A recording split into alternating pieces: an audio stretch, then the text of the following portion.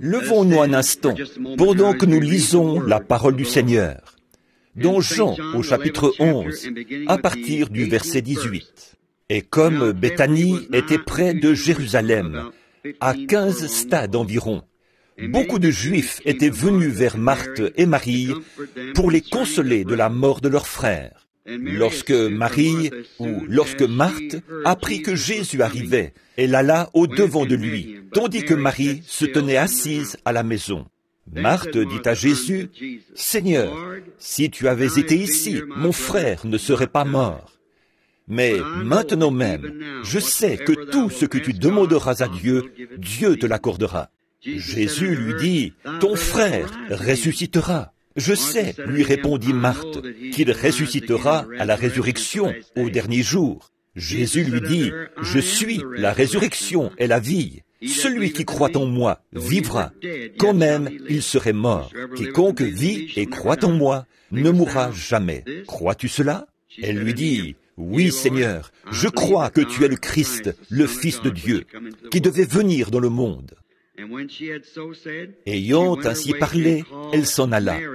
Puis elle appela secrètement Marie, sa sœur, et lui dit, « Le Maître est ici, et il t'appelle. » Courbons maintenant la tête pour prier. Notre Père Céleste, nous nous sommes de nouveau rassemblés ici ce soir, dans le but de te servir, de lire ta parole, d'y puiser un texte, en croyant que tu nous fourniras et nous révéleras le contexte de ce texte. Nous prions, Seigneur, pour chacun des besoins que nous avons ici ce soir. Peut-être y a-t-il des gens qui ne te connaissent pas. Ce soir, puissent-ils trouver en toi leur Sauveur et t'accepter comme tel. Qu'ils puissent ce soir, grâce à quelque chose qui sera fait ou dit, reconnaître que Christ est une réalité concrète, si bien que leur vie sera alors entièrement consacrée à lui et à son service. Nous te remercions pour les choses que nous l'avons vu accomplir et pour l'espérance que nous avons d'une vie au-delà de cette ombre dans laquelle nous vivons maintenant. Car nous savons que lorsqu'il viendra, nous serons enlevés à sa rencontre dans les airs. Ainsi, Seigneur, nous te prions d'insuffler cette espérance bénie dans le cœur de tous ce soir. Ceux qui sont sur le chemin depuis longtemps et ont fait face à de nombreuses difficultés, que leur foi s'élève ce soir. Accorde-le, Seigneur, qu'ils aient une nouvelle façon de voir les choses ce soir, qu'ils renouvellent leurs vœux et qu'ils repartent à neuf. Père, nous prions pour ceux qui sont malades et affligés, que ce soir soit le soir de leur délivrance. Nombreux, Seigneur, sont les mouchoirs qui ont été posés ici sur l'estrade. Nous prions, Père Céleste, comme je pose maintenant mes mains sur ces mouchoirs qui sont dans la boîte. La Bible, en effet, nous enseigne qu'ils appliquaient sur les gens des linges et des mouchoirs qui avaient touché le corps de Saint Paul. Et les esprits impurs sortaient et les maladies étaient guéries. Nous savons bien que nous ne sommes pas Saint Paul, mais toi, tu es toujours Jésus. Alors, nous te prions, Seigneur, de guérir tous ceux qui sont représentés par ces mouchoirs, que chacun d'eux soit guéri pour ta gloire. Romps pour nous maintenant, dans la parole, le pain de vie, alors que nous sommes dans l'attente, au nom de Jésus-Christ. Amen. Vous pouvez vous asseoir.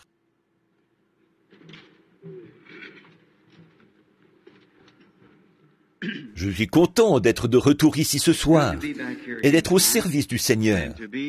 Ça fait plaisir de voir le rez-de-chaussée à peu près comble ce soir. Donc nous sommes très reconnaissants de votre présence. Comme c'est ma toute première visite ici, je trouve que c'est vraiment bien. Bon, quel que soit le nombre de gens à qui nous nous adressons, nous disons toujours la même chose. Je me suis adressé à des assistances qui comptaient seulement 3 ou 4 personnes. Et une fois, je me suis aussi adressé à 500 000 personnes. Une autre fois, à 250 000 personnes. Quel que soit le nombre, ce sont ces personnes que Christ envoie m'écouter. Je dis là, je ne modifierai en rien mon sujet. Même si 1 million de personnes étaient assises ici ce soir, ce serait exactement la même chose. Parce qu'en fait, je ne fais que semer la semence. Il faut que cela tombe en terre quelque part. Et lorsque la dernière semence sera entrée, il n'y en aura plus d'autres. Nous savons qu'il y aura peut-être. Nous nous demandons pourquoi il n'y a plus de réveil en ce moment. Pourquoi nous ne voyons plus cet enthousiasme chez les gens. Je ne sais pas pourquoi. Mais disons, par exemple, que ce soit quelque chose comme ceci. Il y a peut-être un petit garçon ici, ce soir, ou une petite fille qui est née à Seattle, dans le Washington. Or, le nom de cette petite est dans le livre. Il est venu dans le but de racheter ceux dont le nom a été écrit dans ce livre. Racheter signifie ramener d'où on est tombé. Et dans la race humaine, elle était tombée. Mais pour le moment, elle ne peut pas accepter cela. Elle est trop jeune. Donc l'Église va continuer à avancer tout doucement, à remplir son rôle. On fera des réunions et tout ça, jusqu'à ce que la dernière personne soit entrée. Après quoi, ce livre se fermera. Plus personne n'entrera. Là, ce sera fini. Jusque-là. Et quand ce moment arrivera, ça, aucun de nous ne le sait. Mais continuons à faire tout ce que nous pouvons pour sa gloire jusqu'à ce que ce temps soit terminé. Nous ne savons pas qui est cette personne. Elle est peut-être déjà entrée. Et nous sommes là à attendre sa venue. Nous ne savons pas. Cela ne sera jamais révélé à l'homme, le moment de sa venue. En effet, pas même les anges du ciel ne savent quand cela aura lieu. Mais c'est ce que nous attendons à tout moment et nous attendons, guettons sa venue. Maintenant, vous devez avoir foi en quelque chose. Quelle que soit cette chose, vous devez faire reposer votre foi quelque part. Votre foi est peut-être dans un manuel. Elle est peut-être dans votre credo. Si c'est là qu'est votre foi, dans votre credo, alors voilà ce sur quoi votre foi est fondée. Prenons par exemple une certaine dénomination qui dit « Nous avons un manuel ». Vous devez croire à ça. Eh bien, tout ce qui n'est pas dans ce manuel, vous ne pouvez pas y croire, voyez-vous, parce que ce que vous croyez, c'est le manuel de cette dénomination. Et peut-être croyez-vous à une certaine chose. Vous pouvez choisir à votre gré. C'est votre privilège. Nous avons cette liberté en tant qu'Américains. Mais quant à moi, ma foi est dans la parole de Dieu, ce que Dieu a déclaré être la vérité. Toutes les autres choses qui sont contraires à cela, c'est comme si elles n'étaient pas vraies. Voyez, je ne dis pas qu'elles ne sont pas vraies, mais pour moi, si elles sont contraires à ceci, elles ne sont pas vraies. Et nous constatons que tant de gens aujourd'hui fondent leur foi sur quelque chose, sur un isme quelconque, ou un événement quelconque, ou une chose quelconque. Mais quant à moi, il faut que ce soit la parole de Dieu, et la parole qu'il a promise pour notre époque. Pas la loi. La loi, c'était pour les Juifs, il y a des années. Aujourd'hui, nous vivons dans les sphères de la grâce. Nous vivons bien au-delà de la loi. Un homme qui vit dans la grâce n'est assujetti à aucune loi. La grâce ne contient aucune loi. Comment pouvez-vous me condamner pour avoir grillé un feu rouge ici, alors que la ville m'a donné l'autorisation de griller n'importe quel feu rouge, si je juge bon de le faire? Voyez, vous ne pouvez pas. Aucune loi ne peut me condamner. Donc, tant que je suis en Christ, je suis affranchi de la loi. Voyez, je suis au-dessus de la loi, parce que je bénéficie de sa grâce. Il a mis en moi cette confiance que je ne ferai rien de mal. Sinon, il ne m'aurait pas donné sa grâce. Et c'est ce qu'il fait pour vous. Même chose. Nous bénéficions de sa grâce. Maintenant, mon sujet de ce soir. Bon, n'oubliez pas demain soir. Nous allons essayer de rester peut-être un peu plus longtemps. Je veux arriver un peu plus tôt demain soir, parce que je voudrais... Demain soir, ce sera une soirée que nous consacrerons au salut, où nous voulons insister, faire un appel à l'autel, insister auprès des gens afin qu'ils reçoivent le baptême du Saint-Esprit. Et un soir ou un jour, avant mon départ, j'aimerais parler sur le sujet du sang, le signe, le sang qui doit être appliqué sur la porte, et si le Seigneur le veut. Maintenant, ce soir, chaque soir, j'ai dépassé le temps prévu. Chaque soir, je vais vraiment faire de mon mieux ce soir pour que nous sortions à l'heure. Je suis conscient qu'il ne nous reste plus beaucoup de temps et je m'efforce de racheter le temps que nous avons. Alors je vous prie d'être patient avec moi. Là, je prierai que Dieu s'empare de chaque âme ici qui peut être sauvée et qu'il la sauve. Je ne sais pas comment il s'y prend. Notre devoir, c'est d'envoyer la parole ou de prêcher la parole et de laisser c'est une semence, et quand la semence se met à croître, ce qu'elle produit correspond parfaitement à la promesse. Donc, de Jean 11, ce soir, nous tirons le sujet suivant. Alors, Jésus vint, et il appela. Jésus vint. Maintenant, voyons le cadre dans lequel se déroule notre scène de ce soir. C'est Jésus qui, quand il était un jeune homme, était parti habiter chez une famille, à Béthanie. Marie, Marthe et Lazare.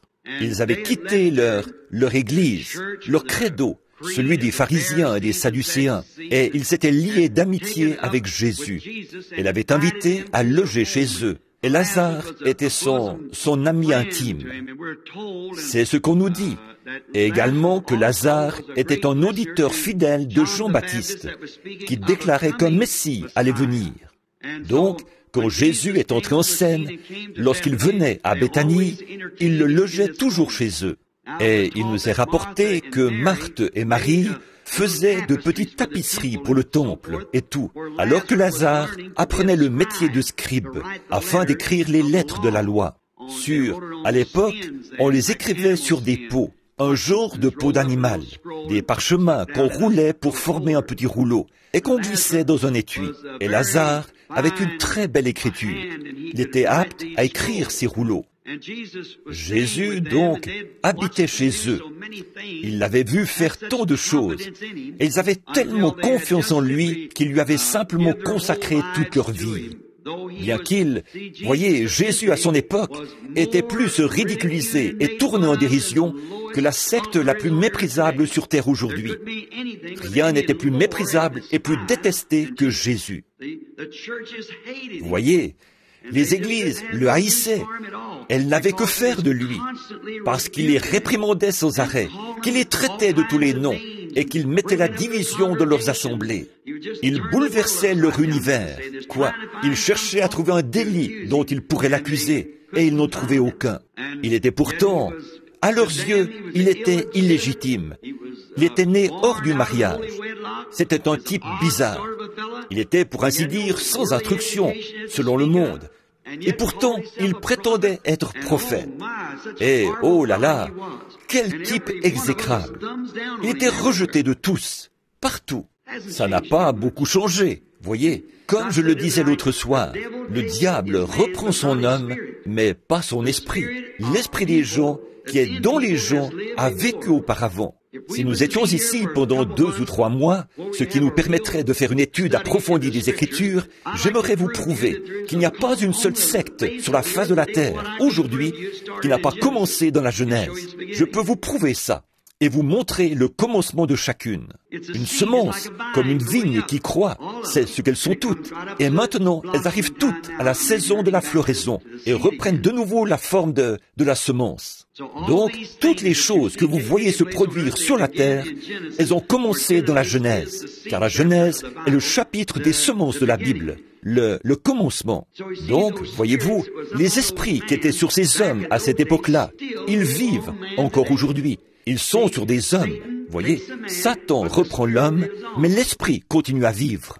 Dieu reprend son homme, mais l'esprit continue à vivre. C'est ce qui fait que Jésus-Christ est le même hier, aujourd'hui et éternellement. Il a repris Jésus-Christ, mais l'esprit, le Saint-Esprit est revenu, et il a été sur les gens dans l'Église, tout au long des âges. Voyez, en effet, Dieu reprend son homme, mais pas son esprit. Satan reprend son homme, et vous retrouvez ces mêmes esprits. Observez leur nature. Dans votre état actuel, là où vous en êtes ce soir, identifiez-vous à un personnage de la Bible. Où auriez-vous été si vous aviez vécu du temps de Noé? Où auriez-vous été? Où auriez-vous été à l'époque du Seigneur Jésus, quand il était ici sur terre, en chair? À quel groupe vous identifieriez-vous ce soir? Réfléchissez à ça. Voyez, à quel groupe vous seriez-vous identifié quand Paul corrigeait les gens de l'époque, dans Corinthiens, à cause des choses qu'il faisait? À quel groupe vous identifieriez-vous? Voyez, regardez en arrière. C'est un miroir. Nous pouvons voir où ce que nous étions, ce que nous sommes maintenant, c'est ce que nous aurions été à cette époque-là. Parce que l'esprit qui est en nous maintenant, qui s'était identifié à l'époque, ce même esprit était sur les gens de cette époque-là. Oh, cela devrait nous secouer et nous faire sortir de cet état de léthargie dans lequel nous sommes, cette tiédeur. Mais vous savez, la Bible déclare que nous devons en arriver là, afin qu'il vomisse tout cela de sa bouche. Est-ce bien ce qu'il a promis? Nous le savons tous, que c'est ce qu'il a promis, et il le fera. Toute l'Église sera vomie de sa bouche. Donc, l'épouse, elle, sortira de l'église. Ça, ce sont les élus. Bon, Jésus avait quitté la maison et habitait chez Marthe, Marie et Lazare. Et un jour, vous savez, il a dit dans la Bible qu'il ne faisait rien sans que le Père lui ait montré ce qu'il devait faire. Dans Jean 5, 19, Jésus a dit, « En vérité, je vous le dis, le Fils ne peut rien faire de lui-même, mais ce qu'il voit faire au Père, le Fils le fait pareillement. » Et si vous appliquiez cette écriture, si nous avions le temps, nous pourrions éclaircir tout ça pour que vous voyez que c'est bien exact. On peut vraiment parcourir. Tout cela s'enchaîne d'un bout à l'autre de la Bible. C'est là, dans chaque verset de la Bible. Il y a une continuité dans la Bible. Chaque parole s'harmonise l'une avec l'autre. Il ne s'y trouve aucune contradiction. Tous les éléments s'enchaînent. Si vous trouvez une contradiction, vous l'aurez trouvée en dehors de la Bible. Parce que la Bible ne se contredit pas. Elle a une continuité d'un bout à l'autre. Remarquez, bon, ici, Jésus, alors que il était le plus grand don que Dieu ait jamais fait à la terre, au monde. Dieu a tant aimé le monde. Jean 3, 16. Donc, des gens ont une foi en cela. Les dons de Dieu sont toujours méprisés par les mouvements religieux modernes. Regardez toutes les époques passées, l'époque d'Élie, l'époque de Moïse, n'importe quelle époque, n'importe où qu'il se trouve, ce don est toujours méprisé, toujours. Ça ne change jamais. Et là, nous voyons aussi qu'à cette époque où Dieu utilisait Jésus, à un certain moment, une femme a utilisé, à travers Jésus, le don de Dieu. Elle a touché son vêtement. Et Jésus a bien dit qu'il ne savait pas qui l'avait touché. Bon, je ne crois pas qu'il plaisantait ou qu'il disait n'importe quoi. Je crois que chaque parole qu'il prononçait avait une portée, avait un sens. Et il a dit, « Qui m'a touché ?» Il n'en savait rien. Il a parcouru l'assistance du regard, jusqu'à ce qu'il trouve la femme qui avait cette foi. Et il lui a dit qu'elle avait été guérie de sa perte de sang grâce à sa foi. Or là, c'était cette femme qui avait utilisé le don de Dieu. Vous voyez, cette femme avait utilisé son don, une seule femme. Et cela l'a affaibli. Mais considérez l'exemple que nous avons ici. La foi où il a ressuscité Lazare. Il n'est aucunement fait mention qu'il se soit affaibli cette fois-là. Et combien plus grand était le geste de rappeler un homme dont l'âme était partie depuis 4 jours. Un homme dans le corps duquel la corruption s'était déjà installée. Son nez, au bout de 4 jours, s'était peut-être déjà affaissé. Et le voilà qui le rappelle à la vie. Il a vécu, il a mangé, il a bu, comme tous les autres hommes. Combien plus extraordinaire était ce geste que celui de la femme qui avait touché son vêtement. Mais là, c'était Dieu qui utilisait son don. Voyez? Et c'est ça la différence, ici, sur l'estrade. Or, si vous suiviez les réunions, parfois, là-bas, vous verriez qu'il annonce des choses. Eh bien, des années, des semaines, des mois à l'avance. Il dit où il faut aller, ce qu'il faut faire. Ça, c'est Dieu qui utilise son don. Ici, c'est vous qui utilisez son don. Ce n'est pas moi. Cela ne fait que couler à travers moi, parce que c'est un don, un simple moyen de me détendre, me désenclencher du mécanisme humain, afin que Dieu lui-même enclenche un mouvement grâce à cela, et qu'il dise des choses. Or, c'est votre foi à vous. Vous ne vous en rendez pas compte, mais c'est vous-même qui produisez cela. C'est votre foi à vous qui produit cela. Par contre, si Dieu veut faire quelque chose, il vous élève, tout simplement. Et il dit, bon, ce qui arrivera, c'est que tu iras à un certain endroit. Pendant que tu rouleras dans la rue, une certaine chose arrivera. Ici, il y aura là un homme vêtu d'un complet brun. Il a les cheveux gris. Il te rencontrera là-bas. Va vers lui, parce que sa femme est très malade. Elle se trouve ailleurs, à tel endroit. Voici quel aspect elle aura. Va lui imposer les mains. Dis-lui qu'elle doit rapporter la chose qu'elle avait prise là-bas, il y a quelques années, et qu'elle doit faire telle chose, faire pénitence, et elle se rétablira. Ensuite, j'annonce cela aux gens. Nous y allons. Voilà l'homme.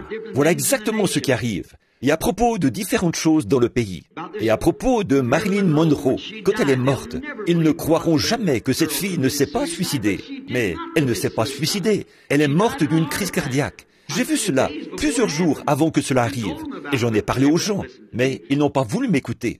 Quand ces boxeurs se sont battus jusqu'à la mort, 6 mois avant que cela, là-bas, à New York, l'un d'eux a tué l'autre. Je les ai vus. dans leur taverne, déblatéraient l'un contre l'autre. Et j'ai vu l'un d'eux tuer l'autre, 6 mois avant que cela arrive. Toutes les choses que le Seigneur montre, là, c'est lui qui utilise son don. On n'est pas affaibli après cela. Mais ce qui m'affaiblit, c'est quand vous utilisez le don de Dieu, le Saint-Esprit. Son don, ce n'est pas moi. Son don, c'est le Saint-Esprit. Voilà le don que Dieu a fait à l'Église, le Saint-Esprit. Et vous l'utilisez. Et lui, il va nous utiliser, pourvu qu'on arrive à se désenclencher. Vous voyez ce que je veux dire? Et à laisser le Saint-Esprit nous utiliser. Maintenant, dans le cas qui nous occupe, le Père avait dit à Jésus de quitter ce foyer et de s'éloigner. Si vous remarquez comment cela s'est passé, après que Lazare est tombé malade, sans doute que beaucoup de gens ont dit « Ah, maintenant, voyons voir où il est en ce moment, ce prédicateur exalté. » Lui qui va prier pour les malades. Il est disparu. Donc, il était parti. Et finalement, elles l'ont envoyé chercher. Quand le médecin l'a condamné, elles l'ont envoyé chercher. Et au lieu de venir, il s'est éloigné encore plus. Et de nouveau, elles lui ont envoyé un message. Au lieu de venir, il a continué dans l'autre direction. Voyez? Et puis, tout à coup, il s'est arrêté. Il a regardé les disciples. Après un certain nombre de jours, la vision s'était accomplie, ce que le Père lui avait montré. Il a dit, « Lazare dort ». Les disciples ont dit, « Alors, il fait bien. » Voyez, il dort. Il n'est pas mort. Un croyant qui meurt, c'est impossible ça. Voyez? Il a alors utilisé leur langage. Il leur a dit, « Il est mort. Et à cause de vous, je me réjouis de ce que je n'étais pas là. Mais je vais le réveiller. Je vais le réveiller. » Voyez, il le savait déjà, que la chose allait se produire. En effet, sinon, il aurait dit quelque chose de faux quand il a dit « Je ne fais rien que le Père ne m'ait montré premièrement ». Voyez, il le savait. Regardez-le ensuite, au sépulcre. « Père, je te rends grâce de ce que tu m'as déjà exaucé. Mais je parle ainsi à cause de la foule qui m'entoure. » Voyez, Lazare sort, et il est sorti. Il est sorti du sépulcre. Or, quand Jésus a quitté ce foyer, c'est là que la mort et les difficultés sont arrivées. Et souvenez-vous bien de ceci. Quand il quitte votre foyer, les difficultés sont en route. Là, on ne l'avait pas chassé. Au contraire, il était simplement parti, parce que le Père l'avait poussé à s'éloigner. Il n'y avait plus d'espoir. Oh, quelle tristesse dans ce petit foyer. Bon nombre d'entre nous, ce soir, peuvent comprendre la douleur de ce foyer. Une fois que nous avons vu la mort frapper notre foyer, on ne sait pas ce que c'est, tant qu'on n'est pas passé par là. Mais vous savez, quand la mort avait frappé ce petit foyer, elle l'avait envoyé chercher. Quel foyer dévasté! L'homme en qui elles avaient mis leur confiance, l'homme qu'elles aimaient, l'homme qu'elles avaient vu guérir les malades, ouvrir les yeux des aveugles, prophétiser, connaître les pensées des cœurs, annoncer des choses qui arrivaient à tout coup. Il correspondait parfaitement aux Écritures, si admirablement bien que ces gens qui aimaient les Écritures ont cru en lui. Voyez, ces personnes étaient parmi ses amis les plus fidèles. Et il a laissé cette chose-là arriver. Voyez, il a laissé cette chose-là arriver, simplement pour voir ce qu'elles allaient faire. C'était sans doute aussi ce que le Père avait dans sa pensée. Il n'y avait plus d'espoir. L'homme à qui elles avaient fait confiance, il s'est avéré qu'il n'était pas ce qu'elles avaient cru qu'il était, ou qu'il allait être. Elles étaient désespérées. Lazare, leur frère, était mort. Elles ne pouvaient plus retourner à l'église, parce qu'elles avaient accepté Jésus, le fanatique. Et de ce fait, elles avaient été excommuniées. Elles avaient reçu leur lettre, comme on dit aujourd'hui, de l'Église, leur signifiant qu'elles ne pouvaient plus y revenir. Les voilà sans Église. Les voilà sans amis, semblait-il. Les gens de la ville les avaient rejetés. Leurs bons amis, qui les avaient côtoyés à l'Église, ne voulaient plus rien avoir à faire avec elles, parce qu'elles avaient accepté Jésus, ce fanatique radical. Et voilà que cet homme, en qui elles avaient mis leur confiance, avait refusé catégoriquement. Il refusait de leur rendre service. Elles l'ont envoyé chercher une seconde fois. Et encore là, il a refusé. Il a laissé cet homme mourir, être embaumé, mis dans le sépulcre, enseveli. Vous parlez d'une heure sombre. C'était l'heure la plus sombre que ce petit foyer ait jamais vécue. Alors, Jésus est venu. C'est bien lui. En cette heure sombre, il laisse parfois ce genre de choses arriver. À l'heure la plus sombre, alors Jésus est venu. Sa présence apporte toujours de nouveaux espoirs. Cette heure est peut-être l'heure la plus sombre pour certains d'entre vous. Peut-être que le médecin vous a condamné. Vous avez un cancer. Et cet homme a fait tout ce qu'il pouvait pour vous sauver la vie. Mais cela dépasse ses connaissances. Il n'a plus de recours. Il a fait tout ce qu'il a pu et vous allez mourir. Peut-être est-ce l'heure la plus sombre que vous ayez jamais vécue. Mais souvenez-vous, c'est à cette heure sombre qu'il vient. Il vient. Et quand il vient, cela apporte un nouvel espoir. Quand il vient, cela apporte de nouveaux espoirs. Sa présence apporte l'espoir. Marthe, elle est allée là-bas. Elle s'était toujours montrée sous son vrai jour. Et aux yeux des gens, elle n'était pas tout à fait aussi loyale que Marie, parce que Marie écoutait la parole, pendant que Marthe, elle, préparait le repas pour lui, et tout ça. Mais là, elle a montré ce qu'elle était vraiment. En effet, quand Jésus est revenu en ville, sans doute que bien des gens ont dit, « Tiens, après que le gars est déjà mort et enseveli, voilà ce prédicateur exalté qui rapplique en ville. » Sans doute que, quand Marthe s'est mise en route, certains ont dit, « Regardez, elle s'en va là-bas. Si j'étais à sa place, je lui ferais savoir ce que je pense de lui. Je lui dirais tout de suite ma façon de penser. Oh, je n'ai pas de doute que c'est ce qu'elle fera. Allons la regarder faire. Si elle avait fait ça, le récit que nous avons lu ce soir serait tout autre. Maintenant, observez-la. La voilà en route. Il se peut qu'elle soit passée près du pasteur de sa première église et qu'il ait dit, « Bon, voyons voir ce qui va se passer maintenant. » Tu vois, il s'est défilé. Au moment critique, il s'est défilé. Or, sans doute que Marthe lisait fréquemment la Bible. Autrement, elle n'aurait jamais accepté Jésus au départ. Elle n'aurait pas pu accepter cela en se fondant sur la psychologie de ce peuple, ni en s'appuyant sur la religion de l'époque. Elle n'aurait pas pu accepter cela en se fondant sur l'Église, parce que l'Église le haïssait. Et les hommes religieux le haïssaient. Tous le haïssaient. Donc, elle devait certainement lire fréquemment les Écritures. Et dans la Bible, elle avait lu ceci. À l'époque d'Élie, il y avait une femme une Sunamite. Elle était stérile et elle avait foi en un homme, un prophète, celui de cette époque-là, Élie. Elle lui avait construit une petite chambre attenante à sa maison. En effet, elle et son mari avaient une belle demeure. Ils ont construit une chambre. Ils ont mis là une cuvette d'eau. Ils lui ont fait un coin où il pourrait se laver, faire sa toilette. Ils lui ont vraiment fait une belle chambre, bien confortable. Et quand il est venu là, lui et Géasi, son serviteur, il a dit, « Vois combien cette Sunamite a fait preuve de bonté envers nous. » Il a dit, « Va lui demander si je peux parler pour elle au chef de l'armée. Je le connais très bien. Ou bien, puis-je parler pour elle au roi? On m'a aussi invité à plusieurs reprises à discuter et à tenir conseil avec lui. » Il a dit, « Alors, je me demande si je pourrais parler pour elle lorsque j'aurai une audience auprès de lui, ou lorsqu'on me fera venir auprès de l'une de ces personnes. » Donc, Géasi est allé le lui demander. Elle a répondu, « Non. » Elle a dit, « J'habite au milieu de mon peuple. Je n'ai pas lieu de demander ce genre de choses. J'ai simplement agi par gentillesse, parce que je sais que c'est un homme de Dieu. Et j'ai voulu lui faire cette faveur. C'est tout. » Il a dit, eh bien, à son retour, Géasi a dit, « Mais son mari est vieux et ils n'ont pas d'enfant. » Alors, Élie a dû avoir une vision. Il a dit, « Va lui dire qu'à cette même époque, l'année prochaine, elle embrassera un enfant. » Et elle l'a fait. Elle a eu un petit garçon. Ce petit garçon, à l'âge d'environ 12 ans, il était dans les champs avec son père, vers 11 heures du matin.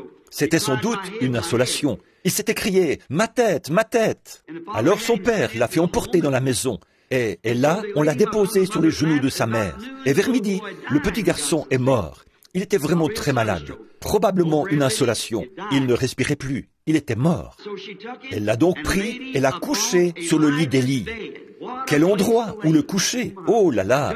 C'était parfait. Elle l'a couché sur le lit d'Élie. Et elle a dit à son serviteur, « Scelle tout de suite un mulet et pars. Ne t'arrête pas avant que je te le dise. Parce que nous devons aller à l'homme de Dieu. » Elle savait que si elle arrivait jusqu'à cet homme, elle connaîtrait la raison de cela. Si Dieu avait pu lui dire que l'enfant allait venir, à lui qui avait prononcé sur elle la bénédiction de Dieu, afin que son sein stérile puisse porter un fils, alors certainement que Dieu pouvait dire à cet homme pourquoi il l'avait pris. Elle a dit, « Ne t'arrête pas avant que je te le dise. Va vers cet homme de Dieu. » Or, au moment où celui qui était monté sur le mulet approchait, l'homme de Dieu n'était au courant de rien. Dieu ne dit pas à ses prophètes tout ce qui va arriver. Il ne savait pas quoi faire. Il a donc dit, voici cette Tsunamite. C'est ce qu'il a dit à Géasi. Il a dit, elle est triste, et Dieu me l'a cachée. Je ne sais pas ce qu'elle veut. Alors, quand elle est arrivée, j'aime ceci. Quand elle est arrivée auprès d'Élie, Élie s'est écrié. Il a dit, te portes-tu bien? Ton mari se porte-t-il bien? Ton enfant se porte-t-il bien? Remarquez, un mari qui fait des 100 pas dans la chambre, en poussant des cris. Voyez, il n'avait pas la foi qu'elle avait. Il était là, à pousser des cris et à s'énerver. Tous les voisins s'énervaient. Et l'enfant, dont le corps glacé depuis des heures, gisait sur le lit. Remarquez, quand elle est arrivée auprès de cet homme de Dieu, elle a dit, « Tout va bien !» Amen, j'aime ça. Maintenant, tout va bien. Je suis en présence de son représentant. Amen. Voilà, c'est ça. Tout va bien. Et elle est tombée à ses pieds et a commencé à lui révéler la situation. Ce n'est pas lui qui lui en a parlé, c'est elle qui lui en a parlé. Alors il a dit à Géasi, « Saint-Hérin, prends ce bâton, va le mettre sur l'enfant. » Il ne savait pas quoi faire. Donc, et à mon avis, Paul, un autre homme des Écritures, n'aurait jamais fait appliquer des linges qui avaient touché son corps, qu'il n'avait pas eu de passage des Écritures pour appuyer son geste. Et il savait que tout ce qu'il touchait était béni. Mais il devait amener cette femme à croire cela. C'est donc, à mon avis, ce que Paul a fait. Bon, nous, on fait l'onction d'huile sur des mouchoirs. Or ça, ce n'est pas biblique, mais c'est en ordre. C'est parfaitement en ordre. Mais on appliquait des linges ou des mouchoirs qui avaient touché le corps de Paul, nous dit la Bible. Remarquez, mais alors Élie, il a dit, prends ce bâton, va le mettre sur l'enfant. Si quelqu'un te parle, ne lui réponds pas, continue à avancer. Va mettre ce bâton sur l'enfant. Or, la foi de la femme n'était pas dans le bâton, elle était dans le prophète. Elle a dit, le Seigneur, l'Éternel est vivant, et ton âme ne mourra jamais. Je ne te quitterai pas. Elle n'a pas bougé de là, elle a persisté, jusqu'à ce qu'elle ait reçu la réponse, ce qu'elle voulait savoir. Bon, comme Élie n'avait pas la réponse, il n'y avait qu'une chose à faire, la suivre. Alors, il a Saint-Hérin et il est parti. Il a rencontré Géasi qui s'en revenait. Il lui a dit, « As-tu exécuté mes ordres ?» Il a dit, « Oui, j'ai mis le bâton sur l'enfant. Il n'y a toujours pas de vie en lui. Rien. L'enfant était mort depuis de nombreuses heures. » Eh bien, Élie est entré. Il ne savait pas quoi faire. Alors, souvenez-vous, il a marché de long en large dans la pièce, de long en large, jusqu'à ce que l'Esprit vienne sur lui. Et quand l'Esprit est venu sur lui, il a étendu son corps sur le corps de l'enfant. Et celui-ci a éternué 7 fois et est revenu à la vie, grâce à la détermination et à la foi qu'avait cette mère. Or, Marthe savait que cette Tsunamite avait foi en ce prophète, croyant qu'il était, pour son époque, le représentant de Dieu sur terre.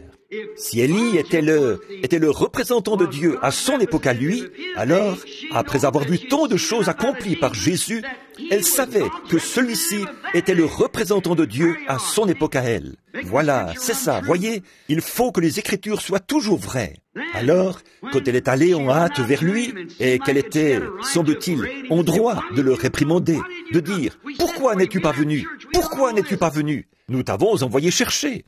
Nous qui avons quitté l'Église, nous qui avons fait tout ceci. » Non, ça c'est la version 1964, pas celle de cette époque-là, voyez. Nous qui avons fait tout ceci, nous qui avons fait cela. J'ai donné ceci, j'ai donné cela. Vous avez donné quoi? Dieu, lui, il a donné son Fils pour vous et moi, qui sommes indignes. Elle a dû se rendre là-bas. Elle savait que Dieu s'était manifesté. Observez-la, quand elle arrive là-bas. Les gens l'ont suivie pour voir ce qu'elle allait dire. Donc, elle est allée là-bas. Et la première chose qu'elle a faite, elle s'est jetée à ses pieds et a dit, « Seigneur, c'est ce qu'il était. Si tu avais été ici, mon frère ne serait pas mort. » Voyez, ton frère ne serait pas mort. Et elle, il a dit, ton frère ressuscitera. Et il, oui Seigneur, il ressuscitera au dernier jour, à la résurrection générale. C'était un bon garçon, il ressuscitera au dernier jour. Voyez, ces gens croyaient à la résurrection générale. Jésus a dit, mais je suis cette résurrection et cette vie. Oh là là, après qu'il lui avait refusé cela, comment est-il possible qu'un homme qui est la résurrection, la vie, traite son ami de la sorte? Parfois, c'est qu'il vous met à l'épreuve pour voir ce que vous allez faire. Voyez, il vous place devant une situation pour voir comment vous allez réagir. Il se pourrait qu'il le fasse ce soir, et c'est ce qu'il fait depuis quelque temps, simplement pour voir ce que vous allez faire de tout ça.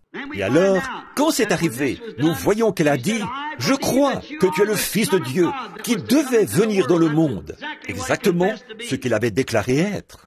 Et maintenant même, bien que mon frère soit mort, qu'il ait été embaumé, qu'il ait été enseveli, qu'il sont déjà dans le sépulcre, mais maintenant même, tout ce que tu demanderas à Dieu, Dieu te l'accordera.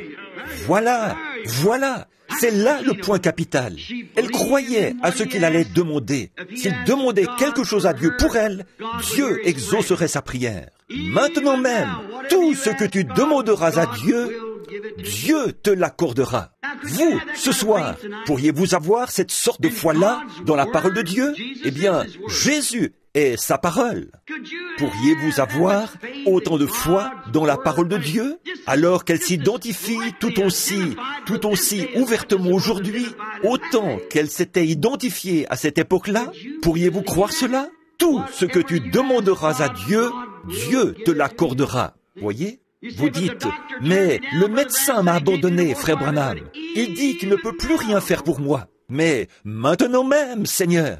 Dites, je ne marche plus depuis des années, mais maintenant même, Seigneur, tout ce que tu demanderas à Dieu, Dieu te l'accordera. Il est assis à la droite de la majesté divine dans les lieux très hauts. Il attend que vous demandiez. Maintenant même, tout ce que tu demanderas à Dieu, Dieu te l'accordera. La Bible ne dit-elle pas qu'il est assis à la droite de la majesté divine? La droite, qu'est-ce que c'est? Ce n'est pas comme la main droite d'un homme, ou comme la mienne. C'est la puissance, la droite qui est la puissance. Il est Dieu avec nous, Dieu en nous, Dieu ici maintenant. La droite, sa présence toujours vivante, qui est ici même. Quand vous avez besoin de Dieu, il n'est pas nécessaire que vous alliez au ciel. Il est ici même, avec vous.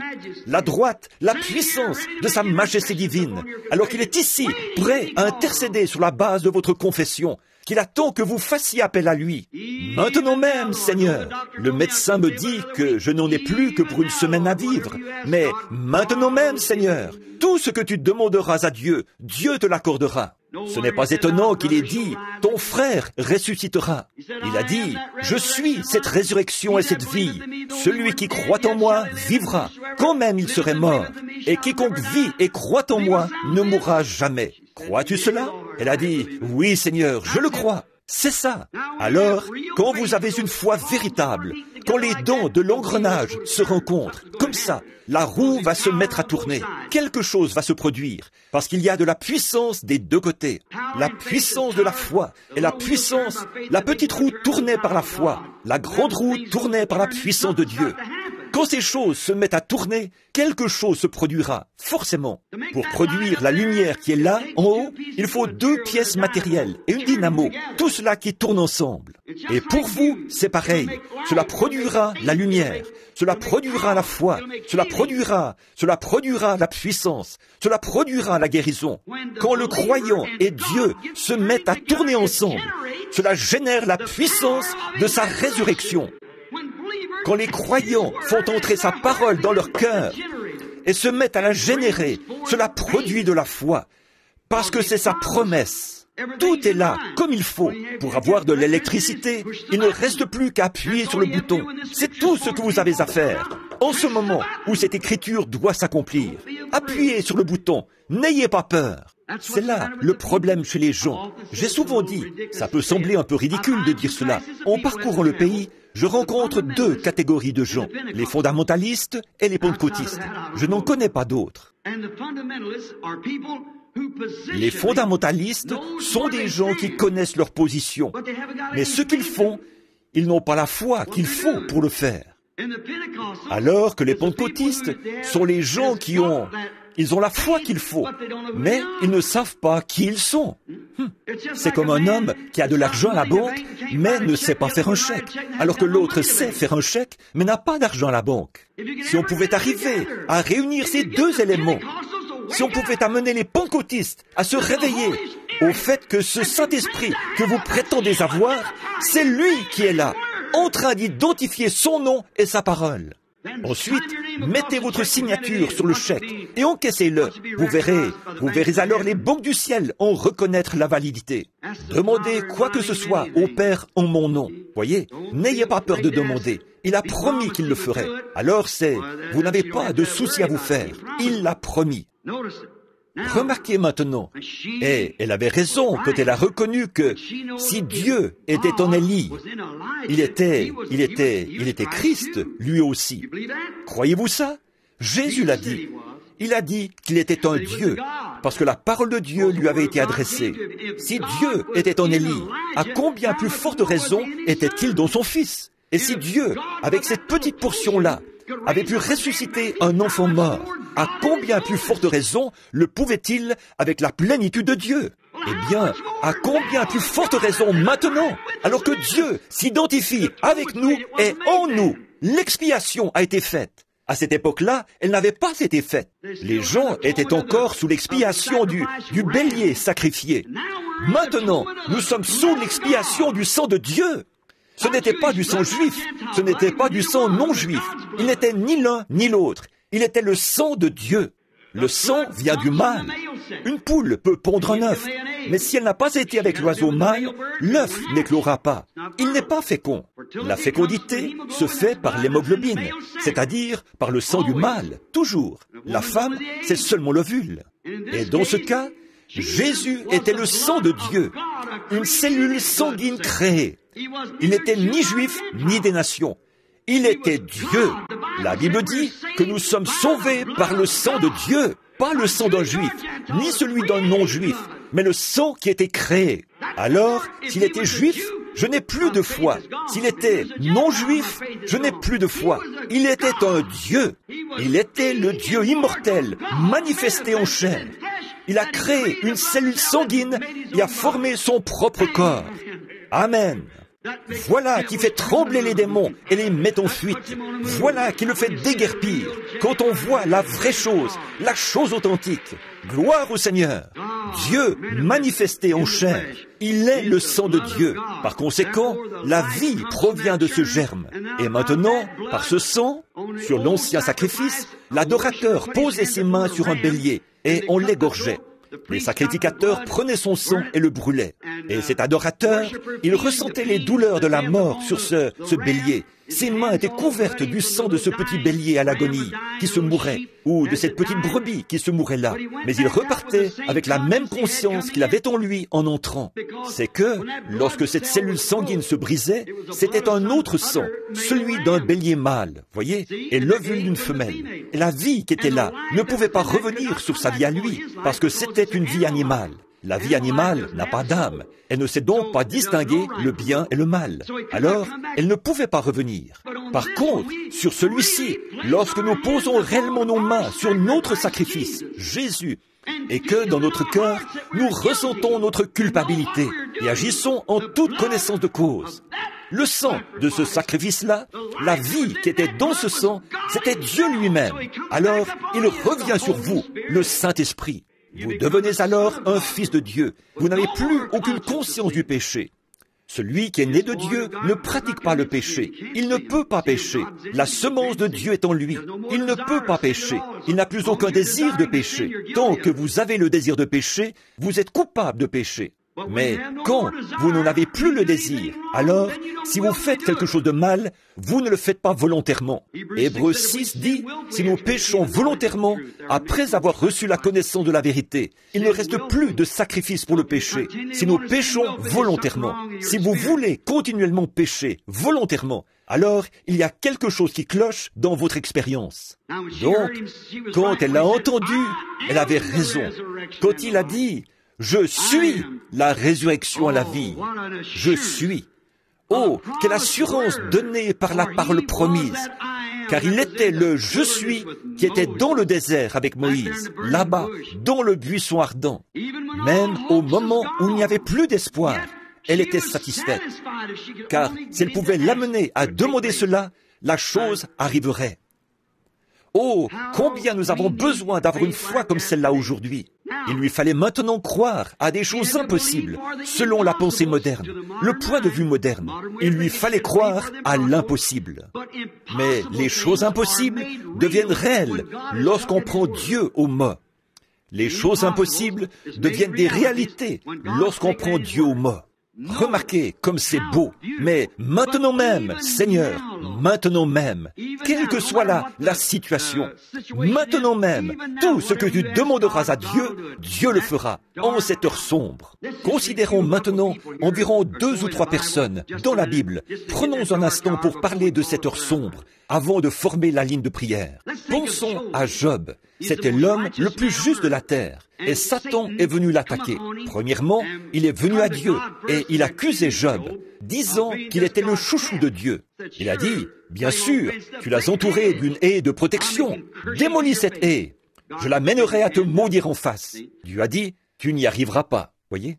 Et là, Job a eu toutes sortes d'ennuis. Souvenez-vous, il a perdu toutes ses richesses. Il a perdu toute sa popularité. C'était un prince, vous savez, en Orient. Et tous les jeunes princes venaient s'incliner devant lui, parce qu'il était un homme sage. Il était prophète.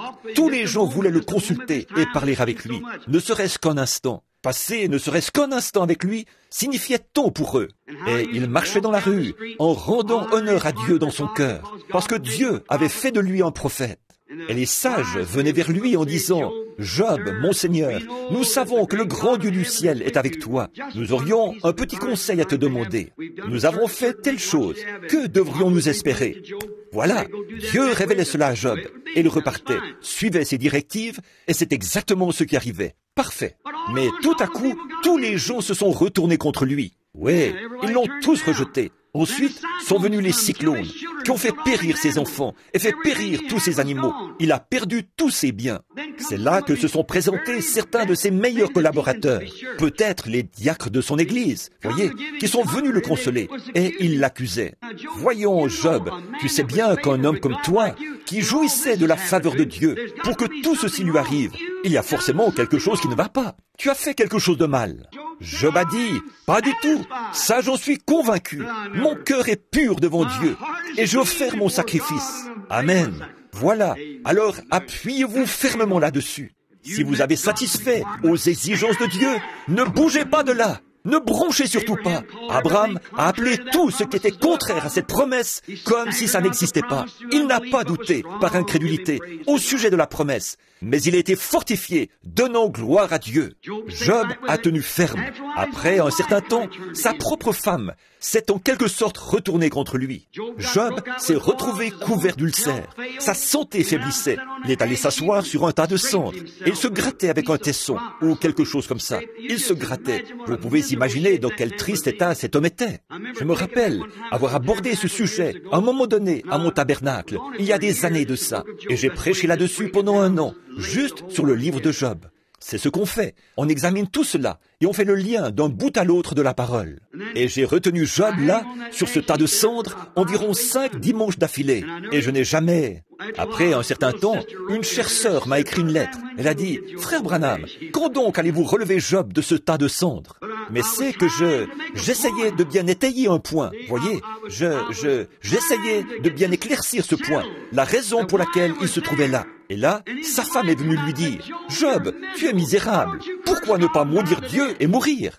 Regardez bien, il n'a pas dit qu'elle était une femme insensée. Il a dit, « Tu parles comme une femme insensée. » Autrement dit, tu dis des sottises. Il a dit, « L'Éternel a donné et l'Éternel a ôté. Que le nom de l'Éternel soit béni. » Et comme il savait qu'il allait mourir, alors il a dit, « Seigneur, au chapitre 14 de Job, il a dit, « Un arbre a de l'espérance quand il est abattu par le vent. » Il savait qu'il avait eu de l'influence sur les gens. Sa vie avait été utile. Dieu ne nous a pas donné cette vie pour que nous traînassions ici et là. Il nous l'a donnée pour que nous l'utilisions pour lui. Faites quelque chose. Parlez-en à quelqu'un. Vous n'avez pas la parole facile? Sifflotez un cantique ou quelque chose comme ça. Laissez une empreinte quelque part. Et Job était un homme de cette trempe-là. Il était utile. Il a dit, si un arbre descend dans la tombe, à l'approche de la pluie, les racines repoussent. Si une fleur meurt, la petite semence repose là, elle s'ouvre, et la pulpe en sort. Cette vie qui est à l'intérieur est alors introuvable. Mais quand arrive le printemps, voilà cette petite fleur qui se relève.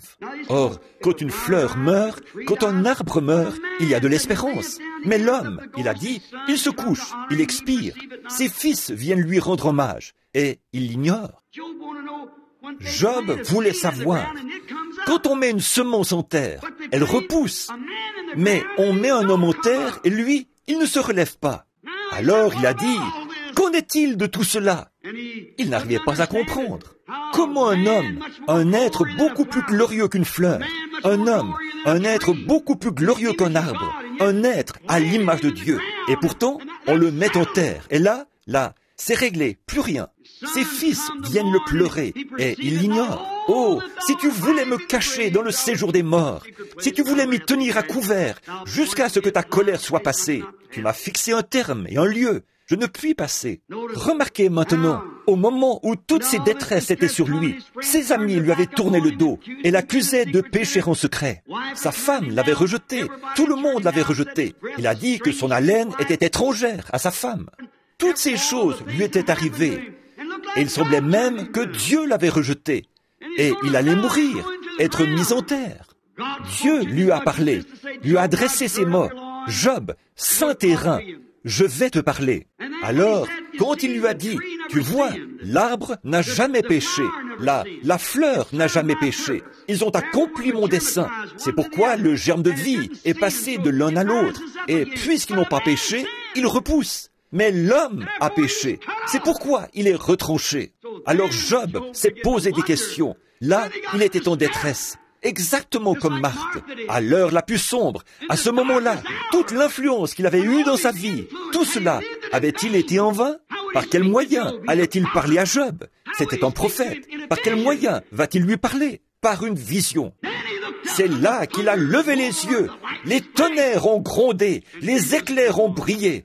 Alors, Jésus est venu. Alors, il l'a vu dans les derniers jours. Il a dit, « Je sais que mon Rédempteur est vivant et que dans les derniers jours, il se tiendra sur la terre. Même si les vers de ma peau détruisent ce corps, de ma chair, je verrai Dieu. Je le verrai moi-même. » À cette heure la plus sombre, alors Jésus est venu. Or, c'est le livre le plus ancien de la Bible, Job, qui aurait été écrit avant la Genèse. C'est ce qu'on prétend. Remarquez maintenant Moïse, à son heure la plus sombre, il avait appris, sa mère lui avait dit que Jéhovah l'avait suscité, qu'il allait être le libérateur du peuple.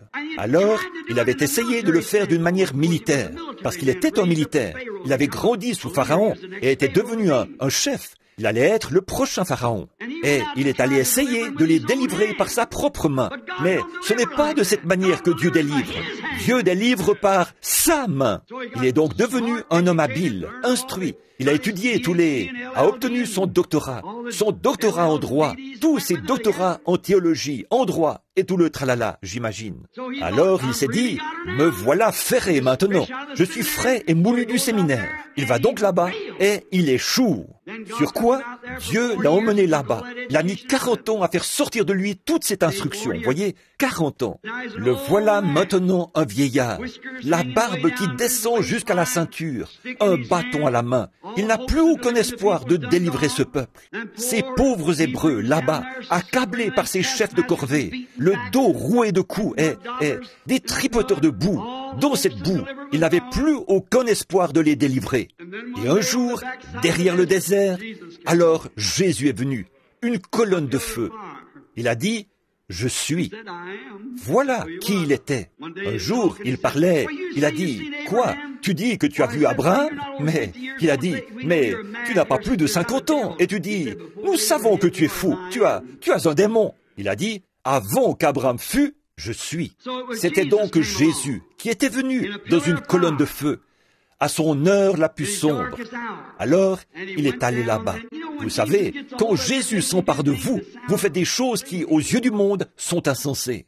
Pouvez-vous imaginer ce vieillard qui descend là-bas pour prendre le contrôle de cette ville, ou le contrôle de ce pays? Et il l'a fait, avec un bâton tordu à la main, Seulement voilà, il était lui-même entre les mains de Dieu. C'est ce qui changeait tout.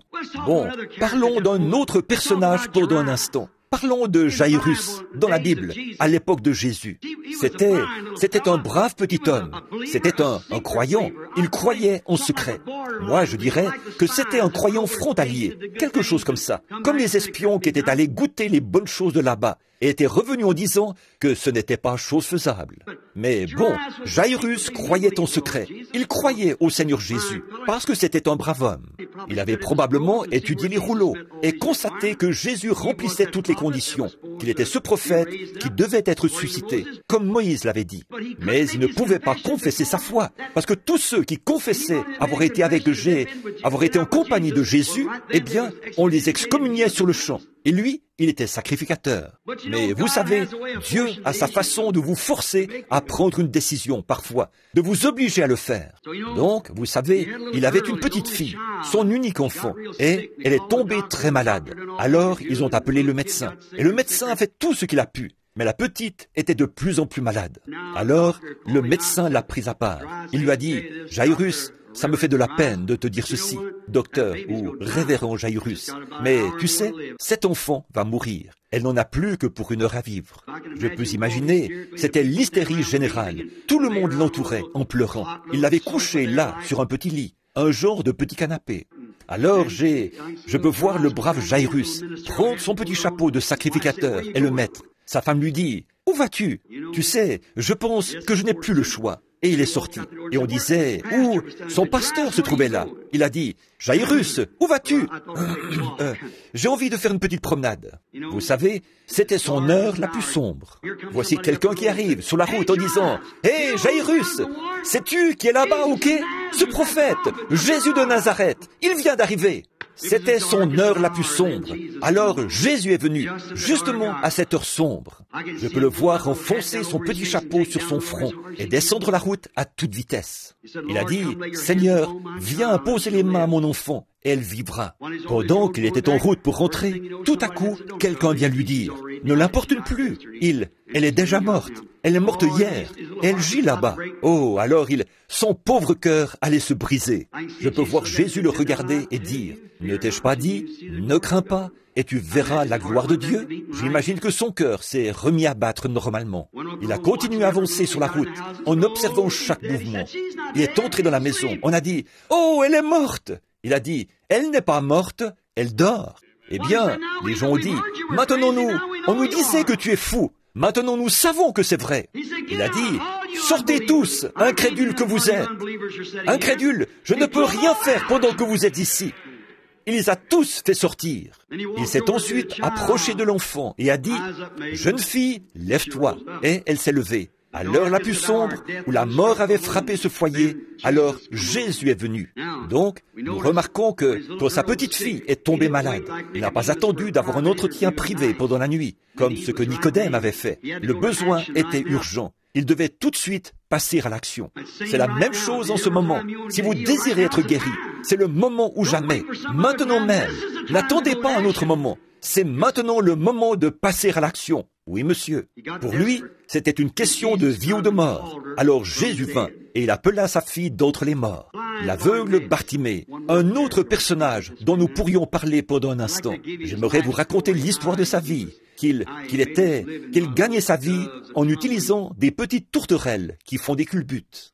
Et à cette époque, on utilisait les agneaux pour conduire les aveugles, comme on utilise aujourd'hui les chiens pour conduire les aveugles. Donc, un jour, on nous raconte que l'aveugle Bartimée, ça, c'était avant que Jésus paraisse. Il avait une petite fille qui était malade. Et il a dit, là, il a crié au Seigneur. Il l'a prié en ces mots. « Seigneur, si tu veux bien m'accorder ceci, que ma petite fille vive. Je ne l'ai jamais vue, mais si tu permets qu'elle vive, je te promets que demain, je te donnerai mes 2 tourterelles. » C'est ce qu'il utilisait pour divertir les gens. Les mendiants étaient si nombreux qu'il lui fallait quelque chose qui sort de l'ordinaire. Donc, ces deux petites tourterelles faisaient des culbutes l'une sur l'autre. Alors, il a dit, eh bien, il a offert, présenté cette offrande, parce que l'enfant s'était rétabli. Quelques jours plus tard, une nuit, sa femme est tombée malade. Il est allé sur le côté de la maison. Il a dit, Seigneur, je n'ai rien d'autre que mon petit agneau qui me conduit. Il a dit, si tu permets qu'elle se rétablisse, il a dit, je te donnerai cet agneau. Et alors, le lendemain, sa femme s'est rétablie. Donc, le voilà en route. Et on lui dit, le sacrificateur lui dit, « Où vas-tu, aveugle Bartimée ?» Il a dit, « Je m'en vais offrir cet agneau. » Il a dit, « Ma femme, Jéhovah a guéri ma femme. » Et il a dit, « Je m'en vais offrir cet agneau. » Il a dit, « Tu ne peux pas offrir cet agneau, Bartimée. » Il a dit, « Cet agneau-là, c'est tes yeux. » Il a dit, mais si Bartimée exécute la promesse qu'il a faite à Dieu, alors Dieu pourvoira d'un agneau pour les yeux de Bartimée. Un jour, il a entendu beaucoup de tapage dans la ville, des gens qui criaient, « Hé toi, le prophète de Galilée, on me dit que tu ressuscites les morts. » C'était le sacrificateur. « On a un cimetière plein de morts par ici. Viens donc ressusciter quelques-uns d'entre eux. On me dit que tu ressuscites les morts. Va donc ressusciter l'un d'entre eux. Qu'on te voit faire. De braves hommes gisent là-bas. Ressuscite-les donc. Qu'on te voit faire. » D'autres disaient, « Si tu es prophète, dis-moi ce que j'ai fait hier. » Certains disaient, « Gloire à Dieu dans les lieux très hauts, place au roi d'Israël. » Toutes sortes de chamailleries et des centaines de personnes. Si jamais vous allez à Jéricho et que vous notez l'endroit où il était assis, eh bien, il était à presque 200 mètres de la porte de la ville, où les gens sortaient. Et là, sans doute que les gens le bousculaient, et le pauvre vieux était assis là, le vent soufflait, il grelottait, il était couvert de haillons, il n'avait plus d'agneau pour le conduire, et il n'avait plus de tourterelles. Et il n'avait probablement pas le combustible qu'il lui fallait pour passer l'hiver. Et on était peut-être en octobre, il faisait froid, et il était assis là dans cette situation. Et une gentille dame, a dû lui dire quand il a dit, « Qui ? Pourquoi tout ce bruit ? Vous savez, c'est étrange. Là où se trouve Jésus, il y a toujours beaucoup de bruit. » Oui, c'est vrai. Il a dit, « Pourquoi tout ce bruit ?» Eh bien, il disait, « Cette gentille dame, elle devait être disciple de Jésus. » Elle a dit, « Tu sais, c'est Jésus de Nazareth. » Mais qui est Jésus de Nazareth ? Eh bien, tu sais, l'Écriture dit que le Seigneur Dieu va susciter un prophète. Oh oui, tu parles du fils de David ? Est-ce qu'il est sur terre ? Je l'ai vu accomplir exactement cela. Il est la parole. Exactement. Il s'est écrié, « Oh Jésus, fils de David, aie pitié de moi !» Là, il savait, il était déjà plus loin. Il savait que son cri physique n'avait pas pu parvenir jusqu'à lui. Mais il savait que s'il était la parole, et s'il était ce Messie, il était forcément prophète. Parce que le Messie, c'était un prophète. Et il savait qu'il pouvait, la foi qu'il avait en Dieu, sans doute qu'il a crié très fort, « Jéhovah, aie pitié de moi, aie pitié, fais donc que j'arrive à l'arrêter. » Et il s'est écrié, « Fils de David, aie pitié de moi !»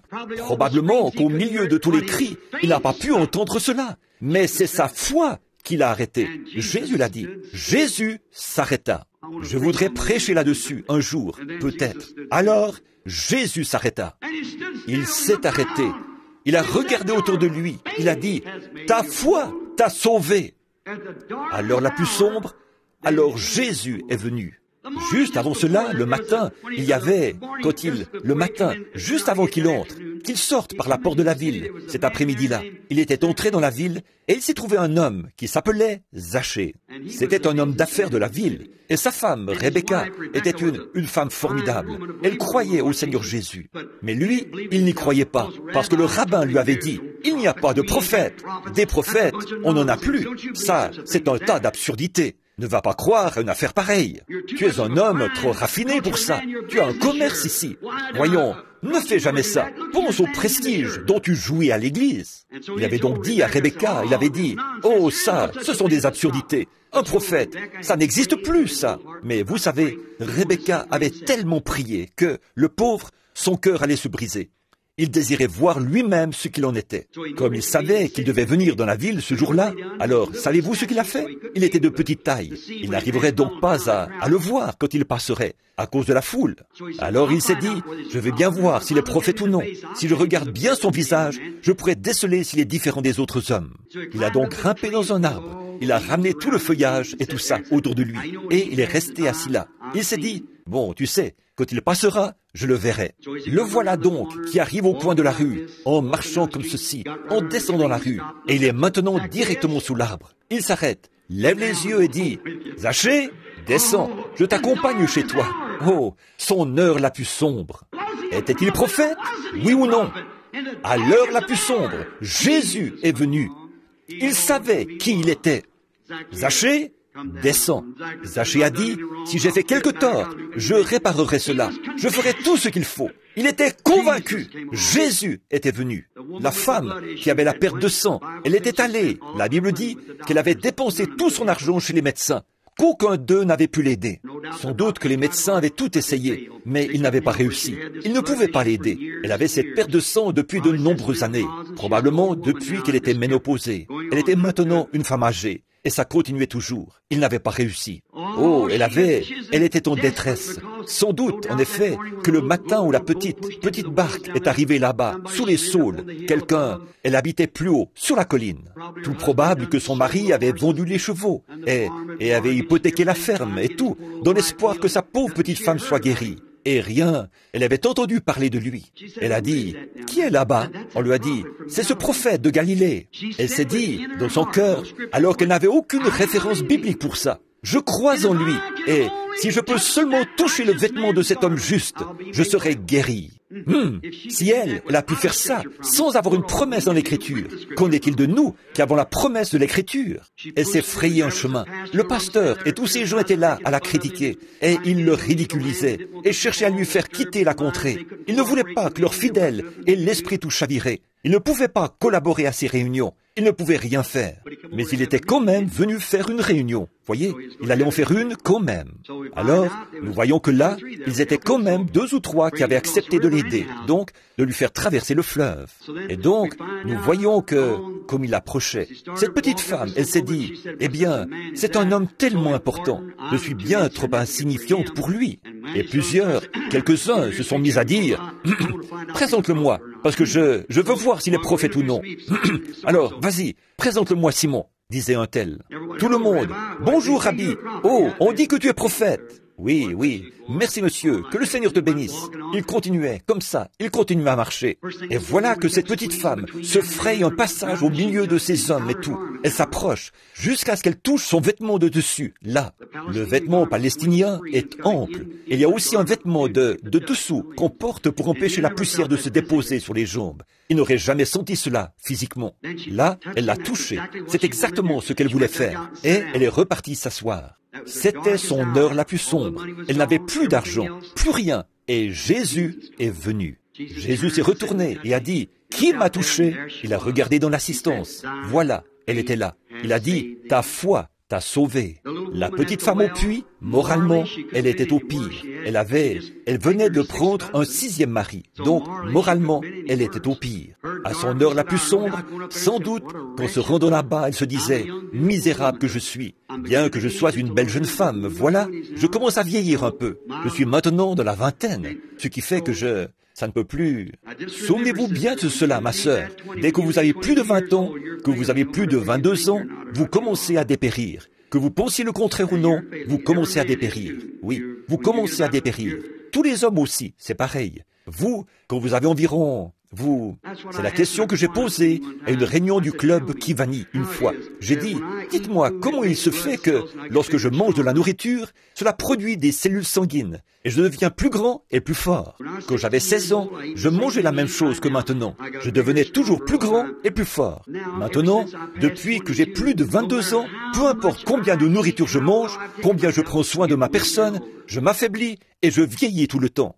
Si ma vie se renouvelle encore maintenant, pourquoi donc est-ce que, chaque fois que je prends de la nourriture, ma vie se renouvelle, puisque j'ajoute des cellules sanguines? Alors pourquoi est-ce que cela ne me fortifie plus comme avant? On ne pourrait pas prouver cela par la science, même s'il le fallait. C'est un rendez-vous que Dieu a fixé, et vous irez à ce rendez-vous inévitablement. N'oubliez pas ça. Vous allez y venir. Versez de l'eau d'une carafe dans un verre. Il se remplit à moitié. Ensuite, versez plus rapidement. Et là, l'eau descend. Dites-moi où elle va et ce qui s'est passé. Voyez, c'est à cause de ce rendez-vous que Dieu a fixé. Et cette petite femme, alors, elle savait que son temps était presque fini. Son métier allait être gâché. Donc, elle réfléchissait à ça. qu'est-ce que je vais faire? Mais, se disait-elle, tu sais, j'ai toujours cru qu'un jour, peut-être, le Messie allait venir. Elle s'est approchée du puits. C'est généralement pendant qu'on pense à lui qu'il arrive. Voyez? Donc, elle s'est approchée. Tout était sombre. Les femmes étaient toutes parties. Elle était immorale. Alors, elle ne pouvait pas causer avec elle, ni rien. Elle a mis les crochets, et elle a fait descendre le treuil. Et elle a commencé. Elle a entendu un homme dire, « Va chercher ton mari, et viens ici. » Elle a dit, « Je n'ai pas de mari. » Il a dit, « C'est vrai. Tu en as eu 5, et celui avec qui tu vis maintenant n'est pas ton mari. » Cela a éveillé en elle une vive ardeur. Elle a dit, « Seigneur, je vois que tu es prophète. Je sais que le Messie, quand il viendra, c'est ce qu'il fera. » Il a dit, « Je le suis. » Oh, les disciples étaient en mer une nuit et il n'y avait plus d'espoir. Peut-être êtes-vous ici ce soir, dans cette même situation, où il n'y a plus d'espoir. Leur petite barque était remplie d'eau et tout. Et Jésus, ils étaient partis sans lui. Et là, alors qu'ils hurlaient, poussaient des cris, se demandaient ce qui allait arriver, que s'est-il produit ensuite? Ils l'ont vu qui venait en marchant sur la mer. Vous savez quoi? Ils ont eu peur de lui. Cela semblait fantomatique. Semblait être quelque chose comme du spiritisme, peut-être, ou quelque chose du genre. Voyez? Voici un homme qui arrive, en marchant, comme une ombre sur l'eau. Et ils se sont mis à pousser des cris. C'était la seule chose qui pouvait les aider. Et ils en avaient peur. Et voilà, c'est exactement comme ça aujourd'hui. Ils en ont peur. Ils en ont peur. Mais qu'est-il arrivé? À l'heure même où ils avaient peur, une voix s'est fait entendre. N'ayez pas peur, c'est moi. Alors Jésus est venu. Oh là là, Jésus est venu. N'ayez pas peur, c'est moi. Or Jésus est le même hier, aujourd'hui et éternellement. Je me demande ce soir, je dois laisser de côté quelques-unes des choses que j'avais inscrites ici, mais je me demande ce soir, si nous, en cette heure, le Maître est ici, comme il l'a promis, et lance un appel à ses enfants qui croient, afin qu'ils le reconnaissent dans sa parole, qu'il est en train de manifester. Je me demande si ce n'est pas Jésus qui est venu à nous. C'est l'heure la plus sombre que l'Église ait jamais connue. Maintenant, vous savez quoi? Bientôt, toutes les Églises devront adhérer à ce Conseil mondial des Églises. Et quand vous ferez cela, vous renoncerez alors au droit que vous donne l'Évangile, quand vous ferez une telle chose. Et si vous ne le faites pas, dans ce cas, vous ne pourrez plus être une dénomination. En effet, toutes les dénominations devront y adhérer. Vous l'avez lu comme moi. C'est l'heure la plus sombre que la petite Église ait jamais connue. On suit cette tendance-là partout. Pentecôte, oh, réveille-toi. Et au milieu de cette heure la plus sombre, voici Jésus qui vient confirmer qu'il est avec vous. Il est ici, voyez, en cette heure la plus sombre. J'ai entendu une petite histoire. Je ne prendrai qu'une minute pour la raconter. Une femme avait reçu un appel. L'État est venu lui rendre visite parce qu'elle vivait dans une misère extrême. Elle avait un fils qui était en Inde depuis un certain temps. C'était un très bon camarade et un bon garçon. Et cette femme en était au point où elle n'avait plus de nourriture ni rien. Alors l'État a dû venir examiner sa situation en vue de lui accorder de la nourriture fournie par l'État. Et pendant qu'ils étaient là, cet homme a dit, « Mais n'avez-vous pas un proche qui puisse vous aider ?» Elle a dit, « Oh, j'ai un fils. » Il a dit, « Qu'est-ce qu'il fait dans la vie ?» Elle a dit, « Oh, il est ingénieur électricien en Inde. » Ah bon? Pour qui travaille-t-il? Elle a dit, pour le gouvernement des États-Unis. Mais il a dit, il ne vous aide pas, lui? Elle a dit, il ne m'aide pas, mais... Il a dit, eh bien, alors, pourquoi ne pas lui demander de l'aide à lui, plutôt que de faire appel à l'État? Elle a dit, c'est un garçon si gentil, il m'écrit de si gentilles lettres. Elle a ajouté, vous savez, je l'aime tellement que je n'arrive pas à lui dire que je suis dans la misère. Il a dit, il vous écrit des lettres, vous avez de ses nouvelles et tout? Oui. Et pourtant, il ne vous aide pas? Elle a dit, non. Elle a dit, par contre, il m'envoie de belles images, parmi les plus belles que j'ai jamais vues. Et elle a dit, alors l'homme a dit, montrez-moi quelques-unes de ces images. Elle a dit, d'accord monsieur, je les ai juste ici, dans la Bible. Et elle a ouvert les pages et a commencé à sortir les images. Savez-vous ce que c'était? Des mandats postes de l'Inde, avec des images dessus. Ils ont tous des images dessus. Vous savez, ces mandats postes. Elle possédait des milliers de dollars, mais ne savait pas qu'elle possédait cette fortune. Tout cela était caché dans la Bible. Je me demande ce soir si Jésus voudra bien nous révéler ce qui a été caché pour nous dans la Bible. Nous sommes riches par sa grâce et par sa miséricorde. Je me demande s'il voudra bien venir et nous appeler. Regardons dans la Bible pour voir ce que nous possédons en lui, pendant que nous courbons la tête un instant. Père Céleste, que ta miséricorde, tu es ici, Père. Bien sûr, je suis parfaitement conscient de cela. Bien sûr, car tu as dit, là où 2 ou 3 sont assemblés en mon nom, je suis au milieu d'eux. Cela, eh bien, les cieux et la terre passeront, mais cela ne passera jamais. Viens nous en aide ce soir, alors que nous allons maintenant prier pour les malades pendant les quelques minutes qui vont suivre. Manifeste ta présence, Seigneur. Jésus, viens et appelle les malades, s'il te plaît, afin qu'ils reconnaissent que tu es le Dieu omniprésent. Tu es ici, le même hier, aujourd'hui et éternellement. C'est au nom de Jésus que je fais cette prière. Amen. Mes amis, dans un instant ou deux, ce serait vraiment le moment de terminer. Mais formons juste une petite ligne de prière. Est-ce que ça vous plairait? Levez la main si vous êtes d'accord de rester 10 ou 15 minutes de plus. Très bien. Que Dieu vous bénisse. Juste, est-ce que le gardien est d'accord là? D'accord que nous fassions cela? Merci beaucoup. Maintenant, où est Billy? Tu as distribué combien de cartes? A, B, C. Qu'est-ce que nous avons distribué en premier? Les A? Est-ce que nous avons demandé les A le premier soir ici? Appelons de nouveau les A. Voyons un peu. Nous avions commencé par quoi, Billy? Tu te souviens? La 1, n'est-ce pas? Oui. De 1 jusqu'à environ... Appelons-les à partir d'un autre numéro. Voyons un peu. Nous allons les appeler à partir de quel numéro? Disons 75. Qui a la carte de prière A? 75. Levez la main. Bon, c'est bien, ça. Nous l'avons. Alors, avancez-vous jusqu'ici. 75. 76. Levez la main. 76. Rapidement. Très bien. Qui est-ce? Vous ne pouvez pas vous lever? Non. C'est quelqu'un là-bas, tout au fond. Excusez-moi. 76. 77. 77. Levez la main, s'il vous plaît. La personne qui a la carte de prière. Oh, c'est quelqu'un ici. Très bien. Placez-vous juste là, monsieur. 77. 78. Faites vite. Levez la main. 78. 78. 79. 80. 81. 2, 3, 4, 5. Ça. Placez-vous là rapidement. On va juste... Maintenant les autres, s'il vous plaît, restez assis bien tranquillement. Soyez respectueux, d'accord? Ne vous déplacez pas, là. Seulement les cartes qu'on a appelées. 79, 80, de 80 à 85, on dirait qu'elles ne...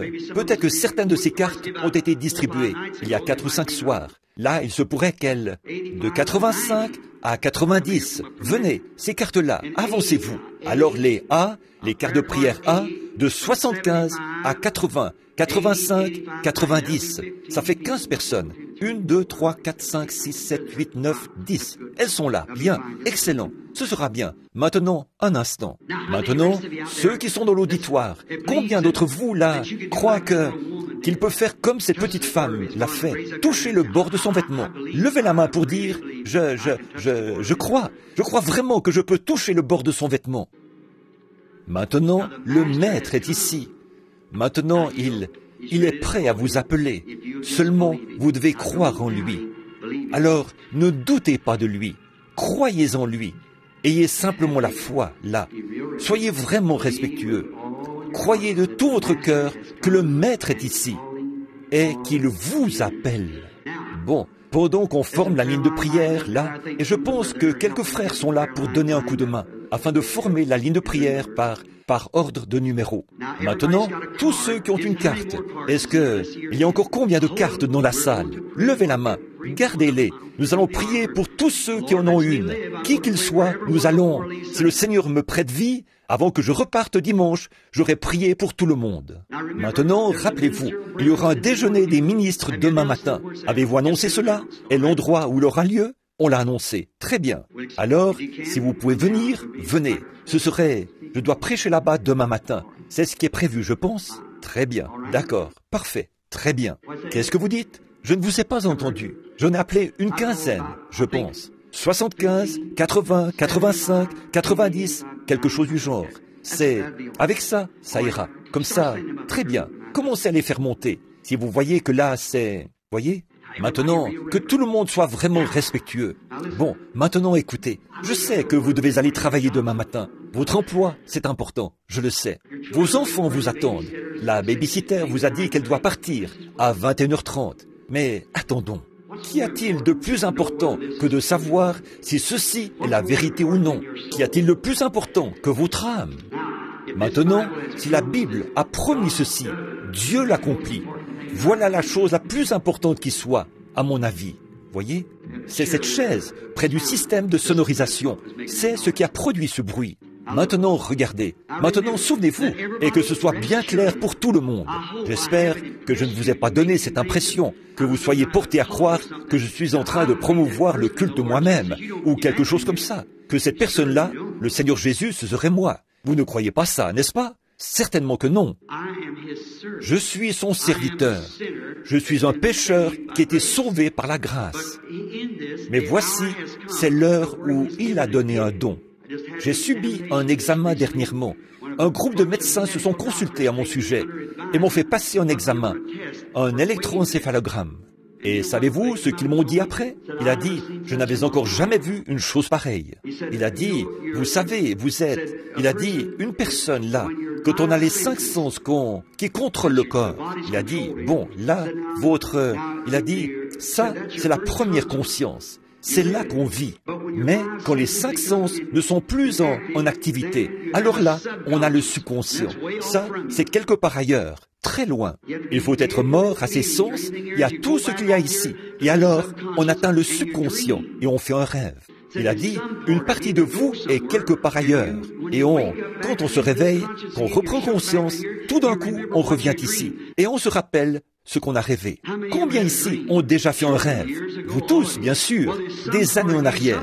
Eh bien, une partie de vous était quelque part ailleurs, parce que le souvenir de cela est resté dans votre mémoire. Pas vrai? Donc, c'était dans votre subconscient. Il a dit, ça, ce sont les gens ordinaires. Mais il a dit, Révérend Branham, il a dit, parmi les dizaines de milliers de personnes que nous avons examinées, jamais nous n'avons rencontré une personne comme vous. J'ai dit, suis-je fou? Il a dit, je ne pense pas que les gens viennent de partout dans le monde pour parler à un fou. Alors j'ai dit, eh bien, le suis-je? Je sais que j'ai un tempérament nerveux. Il a dit, pas plus que n'importe quel autre ministre ou médecin, que toute personne qui est au service du public. Je dis, qu'est-ce qui est si étrange? Il a dit, savez-vous quoi? Vos 2 consciences sont superposées. Il a dit, vous pouvez avoir un songe, les yeux ouverts. Voyez? Il ne savait pas ce que c'était. J'ai dit, vraiment? Il a dit, oui, vous n'avez pas besoin de vous endormir pour avoir un songe. J'ai dit, docteur, avez-vous déjà lu à propos d'une vision? Savez-vous ce qu'est une vision? Il a dit, est-ce un terme biblique, ça, Monsieur Branham? Je dis, oui. Il a dit, eh bien, je ne sais rien de la Bible. Il a dit, je ne sais pas de quoi vous parlez. J'ai dit, avez-vous déjà lu la Bible? Il a dit, oui, lu ce qui est dit dans la Bible au sujet des anciens prophètes d'autrefois. Ah, il a dit, ça? Quoi? Ces choses qu'il voyait d'avance? Oui, j'ai ajouté, c'est ce qui m'arrive, monsieur. Il a dit, ça, je suis content que ça règle la question. Eh bien, c'est ça, voyez? Il a dit, savez-vous quoi? Vous devriez venir pour que nous puissions examiner cela. Il a dit, cela ferait l'objet d'une importante recherche scientifique. J'ai dit, un instant, docteur, avez-vous déjà fait un rêve? Il a dit, oui. J'ai dit, alors, faites un rêve pour moi. Dites-moi ce qui va arriver demain. Vous ne pourriez pas faire ça, même s'il le fallait. Voyez, c'est celui qui vous fait avoir le rêve qui doit vous le donner. Et moi, c'est pareil. Je ne peux pas avoir une vision. C'est lui qui doit permettre qu'elle vienne. Je ne peux pas avoir ces visions sans que ce soit lui qui me parle. Je ne sais pas ce que je dois dire, donc il ne me dit pas ce que je dois dire. Mais c'est un don, voyez-vous, et je suis né avec ce don. C'est la toute première chose dont je me souviens, d'avoir eu une vision. Et ces visions n'ont jamais été fausses, pas une seule fois. Voyez, voilà c'est pour ça que l'on voit des gens, et nous avons beaucoup d'imitations, c'est tout à fait vrai. Mais ça, nous les aurons toujours, c'est sûr. J'ai lu l'histoire de Martin Luther. Pour vous qui êtes luthériens, au sujet de Martin Luther, l'histoire rapporte que ce qui était étrange, ce n'était pas tant le fait que Martin Luther ait pu protester contre l'Église catholique et s'en tirer, mais qu'il ait pu garder la tête au-dessus de tout le fanatisme qui a suivi son réveil et continuer à s'en tenir formellement aux Écritures. Voilà, c'est ça. Oui, on n'a rien à voir avec eux. On est responsable devant Dieu pour... Voyez, c'est un don, simplement. Voyez, on s'enlève du chemin et alors le Seigneur parle. Maintenant, voici, c'est cette femme-ci. Maintenant, voici quelque chose qui devrait le prouver maintenant. Si tout le monde veut bien être vraiment respectueux quelques instants, il y a peut-être des nouveaux venus ici. Maintenant, voici une jeune femme. Je ne l'ai jamais vue de ma vie. Elle m'est inconnue. Je ne la connais pas. Mais nous nous rencontrons ici exactement comme dans Jean 11. J'en parlais ce soir, voyez, du moment où, Jean 4 je veux dire, où Jésus a rencontré la femme au puits. Je parlais d'elle tout à l'heure. Elle était probablement beaucoup plus jeune que lui. Et il lui a dit quel était son problème. Et c'est ce qui lui a fait dire, là, Seigneur, je vois que tu es prophète. Or, voyez, un prophète, c'est quelqu'un à qui la parole de Dieu a été adressée. La prophétie qui s'applique à cette époque-là, la parole qui doit s'accomplir à cette époque-là, est adressée à cet homme. Et il est la parole vivante pour cette époque-là. Elle a dit, je vois que tu es prophète. Nous attendons maintenant ce prophète. Si vous vous reportez à la référence pour ça, elle vous renvoie directement à ce prophète. Elle a dit, nous savons que le Messie, quand il viendra, c'est ce qu'il fera. Il nous dira ces choses. Il a dit, je suis, moi qui te parle. Elle s'en est allée dire aux gens, venez voir un homme qui m'a dit ce que j'ai fait. Ne serait-ce point le Messie? Et tous ces gens l'ont cru. Maintenant, il a promis que les œuvres qu'il a faites, les croyants les feraient aussi. Et en ces derniers jours, c'est par cela qu'il confirme maintenant que sa venue est proche, alors qu'il se révèle de la même manière qu'il avait fait à Sodome.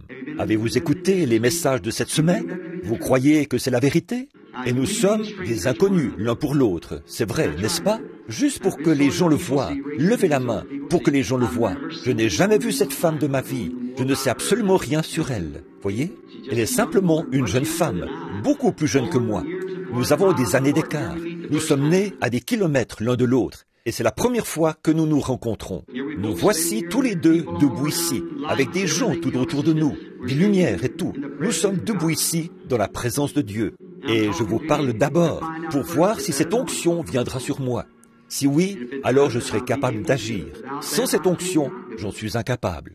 Dans ce cas, tout ce que je peux faire, c'est prier et vous imposer les mains, comme le ferait votre pasteur ou n'importe qui d'autre, et repartir. Voyez, c'est un don. Pour autant que je sache, je suis maintenant détendu, en état de la recevoir. Mais voilà, je ne peux pas de moi-même la faire venir. C'est lui qui doit venir. Elle doit venir elle-même. Maintenant, soyez respectueux. Elle est maintenant ici. Alors, au nom de Jésus-Christ, je prends chaque esprit ici sous mon contrôle pour la gloire de Dieu. Maintenant, restez calmement assis. S'il arrive quelque chose, je pourrai contrôler cela, à condition que vous ne bondissiez pas de votre siège pour vous mettre à faire n'importe quoi. Restez tranquille. L'épilepsie et différentes choses se retrouvent parfois dans les réunions et fauchent une douzaine de personnes, comme ça. Combien ont déjà vu cela arriver dans mes réunions? Bien sûr, voyez, bien sûr. Mais restez tranquillement assis. Là, c'est ma responsabilité. Mais par contre, si vous êtes arrogant, ce n'est plus ma responsabilité, parce que là, c'est un châtiment. Or, je n'ai pas la moindre idée de la raison pour laquelle cette femme est là. Mais elle reconnaît en ce moment que quelque chose est en train de se passer. Voyez, c'est que juste là, entre elle et moi, elle commence à disparaître à mes yeux. Il y a cette lumière qui est en train de s'installer. Cette femme, en fait, la raison principale pour laquelle elle se tient là, c'est pour quelqu'un d'autre. Elle prie pour quelqu'un. C'est une personne qui est en piteux état, en dépression nerveuse. C'est votre sœur, c'est exact. Si c'est vrai, levez la main. Elle fait une dépression nerveuse. Maintenant, regardez, voilà ce que les gens disent. Moi, je pense qu'il a deviné ça. Non, voyez, je n'ai pas deviné ça, pas du tout. Maintenant, observez, c'est une personne très bien. Elle a un bon esprit. Un instant là. Maintenant, regardez-moi. C'est ce que Pierre et Jean ont dit à la porte. Maintenant, regarde-moi. Voyez? Quelque chose d'autre semble vous tenir à cœur. Oui. Vous souffrez vous-même de vertige. Quelque chose du genre. Vous avez ça. C'est exact. Il y a encore autre chose qui vous tient à cœur, que vous voulez savoir. C'est au sujet de votre frère. Il est à l'hôpital, près d'ici. Voulez-vous que je vous dise comment il s'est retrouvé là? Il a eu un accident d'automobile. C'est exact. Ah, croyez-vous que vous avez reçu ce que vous avez demandé? Alors continuez votre chemin. Dans ce cas, tout est réglé. Voyez? Si tu peux croire, tout est possible. Bonjour madame. Croyez-vous que Jésus-Christ est le Fils de Dieu, le même hier, aujourd'hui et éternellement? S'il me révèle quel est votre problème, croyez-vous qu'il peut le faire? Très bien. alors puisse-t-il l'accorder. Une chose dont vous souffrez, oui, ah oui, d'abord, vous avez subi une intervention chirurgicale. On vous a enlevé un sein, amputé d'un sein. Ensuite, vous vous êtes blessé au sein, à l'autre sein. Et c'est ça votre problème. Vous n'êtes pas d'ici. Vous habitez près d'une rivière, ou vous habitez à Louisville, dans le Kentucky. Vous vous appelez Madame Lumpkins. Que Dieu vous bénisse. C'est exact. Vous êtes déjà venu au tabernacle. Je ne vous avais pas reconnu, mais c'est tout à fait exact. Continuez votre chemin maintenant. Ayez la foi. Que Dieu vous bénisse. C'est ça, très bien. Maintenant, venez. Croyez-vous de tout votre cœur, monsieur? Croyez-vous que je suis son serviteur? Croyez-vous que vous, en venant, vous venez exactement comme Simon-Pierre l'avait fait cette fois-là? Voyez, vous ne venez pas vers moi, vous venez vers lui. Moi, je suis seulement son représentant. Voyez, nous sommes les sarments, il est le cep.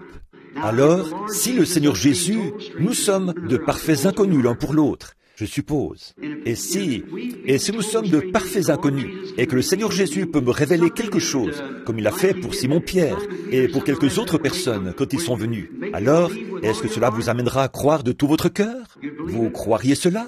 Bon, très bien, monsieur. Maintenant, regardez-moi un instant. Alors, votre problème, je vous vois, est un problème d'estomac. C'est une tumeur dans l'estomac. C'est exact, une tumeur dans votre estomac. Et, au fait, vous aussi, vous êtes ministre. Oui, monsieur. Croyez-vous que Dieu peut me dire qui vous êtes? Croyez-vous que Dieu vous connaît? De tout votre cœur. Très bien. Révérend Brown, allez et soyez guéris. Jésus-Christ, croyez. Croyez-vous que Dieu peut guérir votre arthrite et vous rétablir? Alors allez et croyez-le. Dites, merci Seigneur Jésus. Venez, madame. Vous souffrez de nervosité. Croyez-vous que Dieu peut vous guérir de cela? Très bien. Repartez en disant « Gloire au Seigneur ». Voyez, il y a un petit trou qui tourne. Elle est là, tout en bas. Avant, elle tournait là, en haut. Avant, vous étiez une petite personne heureuse. Quand vous étiez jeune, vous étiez rempli de joie, jovial. Tout à coup, quelque chose est arrivé. Maintenant, remontez simplement là-haut. Croyez que c'est encore le cas. Commencez à vous réjouir. Soyez heureuse. Et Jésus-Christ vous ramènera là. Que Dieu vous bénisse. Allez, et croyez-le maintenant, de tout votre cœur. Très bien. Croyez-vous? Vous aussi, vous devenez handicapé. Croyez-vous que Dieu peut guérir ça et vous rétablir? Très bien. Allez et dites « Merci Seigneur Jésus » de tout votre cœur. Crois-tu que Dieu peut guérir cet asthme et te rétablir, fiston? Continue ton chemin, dans la joie, en bonne santé et heureux. Vous aussi, de la faiblesse, la prostate et l'arthrite. Croyez-vous que Dieu peut guérir cela, vous guérir? Si vous le croyez de tout votre cœur, continuez votre chemin dans la joie en disant « Merci Seigneur ». Just a moment now. Just one moment, something happened. Different person from this.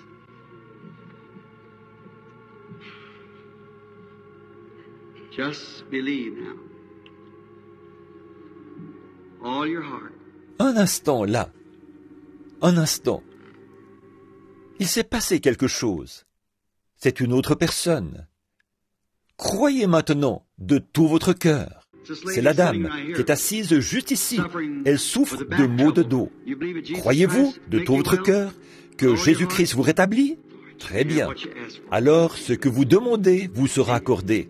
Voyez, que le Seigneur Jésus vous guérisse et vous rétablisse.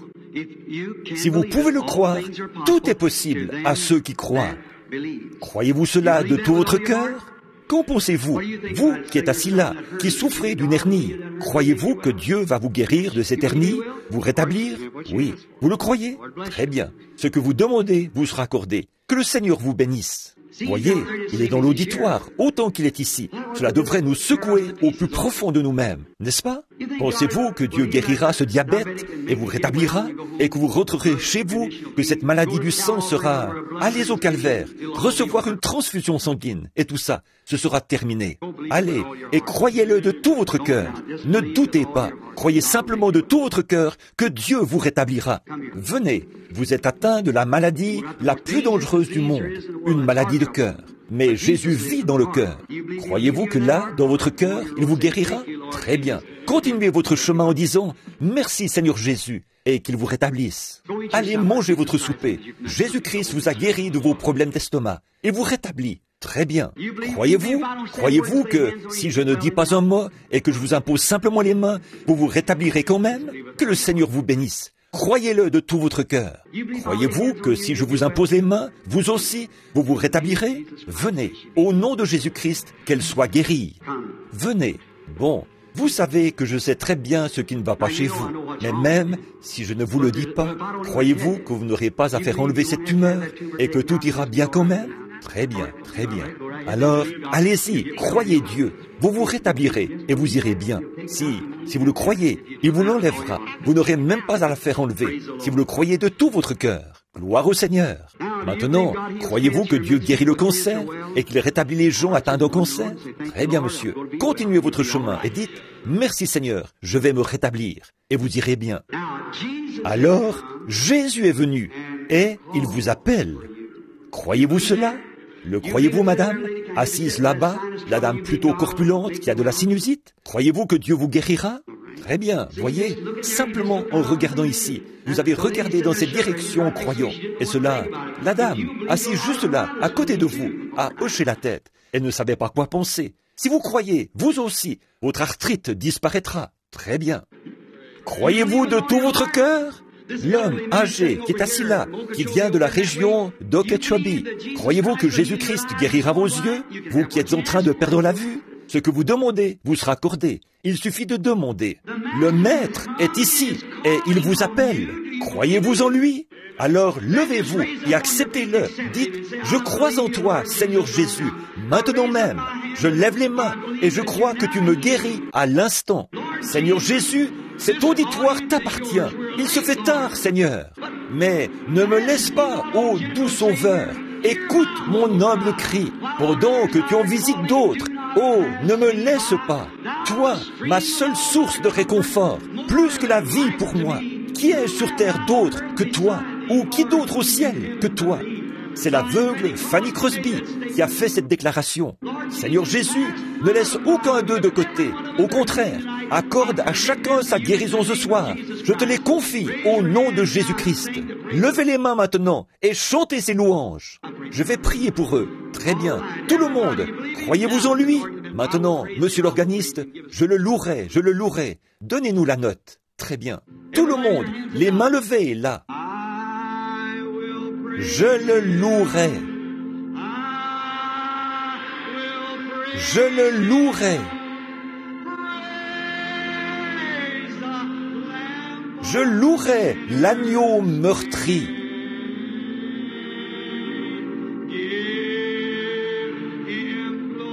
Que tout peuple le glorifie. Car son sang lave tous les péchés. Maintenant, serrez la main à quelqu'un près de vous. Dites, que Dieu vous bénisse, mon ami. Je suis heureux de savoir que vous avez accepté Jésus comme votre guérisseur. Voilà, c'est bien, c'est ça. Serrez-vous la main et dites, merci Seigneur. Levons maintenant les mains vers lui et chantons-le encore, de tout notre cœur. La tête inclinée, les yeux fermés, de tout notre cœur maintenant. Je le louerai. Je le louerai. Je louerai l'agneau meurtri.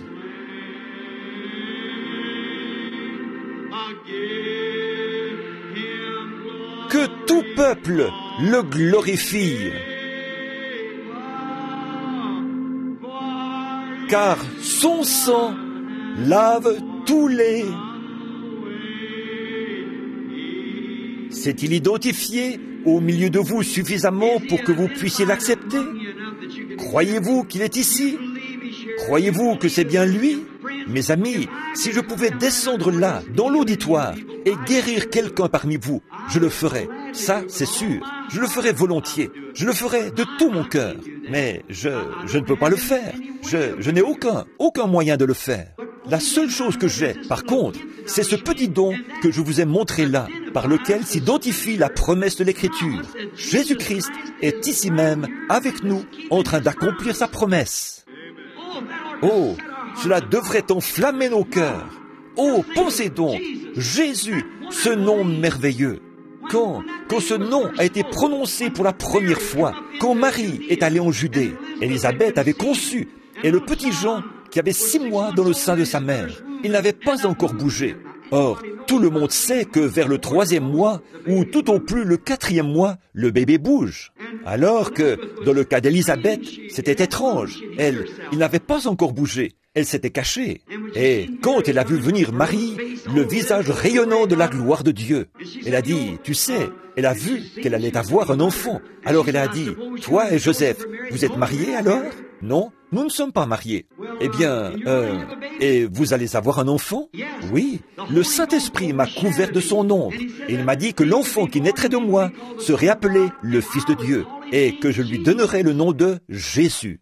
Aussitôt qu'elle a dit Jésus, la première fois que le nom de Jésus-Christ a été prononcé par des lèvres humaines, ce petit enfant mort, qui était dans le sein de sa mère, a reçu le Saint-Esprit et s'est mis à tressaillir d'allégresse dans le sein maternel. Alors, quel effet devrait produire le nom de Jésus sur une église née de nouveau? Je ne comprends vraiment pas. Gloire à Dieu! Il est Jésus-Christ, le Fils de Dieu, celui qui donne la vie. Amen. Louons-le, levez les mains et je le louerai. Alléluia.